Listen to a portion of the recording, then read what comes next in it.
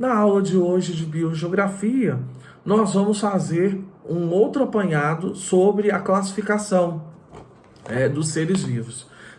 Aí eu volto a repetir com relação à divisão de temperaturas vegetais. Nós temos os megatérmicos, que têm temperatura maior que 20 graus Celsius.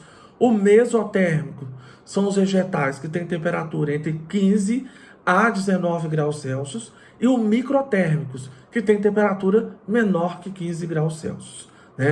Esternotermia, eles vão ser aqueles que vão ter pequenas amplitudes, aqueles vegetais que vão viver em ambientes de pequenas amplitudes. E euritemia são aqueles vegetais que vão viver em ambientes de grandes de grandes amplitudes.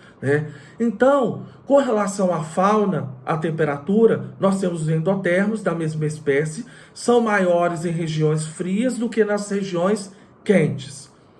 As extremidades e apêndices endotermos das regiões quentes são maiores que nas regiões frias. A coloração, os endotermos, nas regiões quentes e úmidas são mais escuros que os das regiões frias. A lei da proporção cardíaca. Animais das regiões frias apresentam volume e peso do coração maior do que nas regiões quentes. Inclusive, eles vão ter uma quantidade de massa para manutenção do calor. Com relação às altas temperaturas, quando nós temos altas temperaturas, nós temos um alto número de espécies e poucos indivíduos. Nutrientes e metabolismo e fitomassa maiores em altas temperaturas, ou seja, maior produção de serrapilheira. Agora, nas baixas temperaturas, nós vamos ter o menor tamanho das espécies, nós vamos ter nutrientes e metabolismo e fitomassas menores em baixas temperaturas, ou seja, não vai ter uma quantidade muito grande de serrapilheira, de matéria orgânica. Então, nós observamos que quanto maior a insolação, maior a quantidade da biodiversidade e também maior a abundância de serrapilheira e de nutrientes. A umidade dos solos. Vegetais e animais que vivem na água. Hidrófilos, vegetais que vivem na água. E hidrófilos, animais aquáticos. Então, nós já mostramos nas aulas anteriores as características, E aí, eu estou apenas enfatizando outros pontos de complementação. Os vegetais e animais terrestres, higrófitos, vegetais que preferem lugares úmidos. Xerófitos, vegetais que suportam período de seca, aqueles lá do Nordeste. Higrófilos, animais que necessitam de ambientes úmidos. Xerófilos, animais que precisam de pequena quantidade de água. Também já dei os exemplos nas aulas anteriores. E com relação à luz, os vegetais e animais, heliófitos, vegetais que precisam de muita luz, e umbrófitos, ociófitos, são os vegetais que precisam de pouca luz. Animais de consumidores de primeira e de segunda ordem, a dependência de luz é pouco acentuada. Então, o que eu quero chamar a atenção?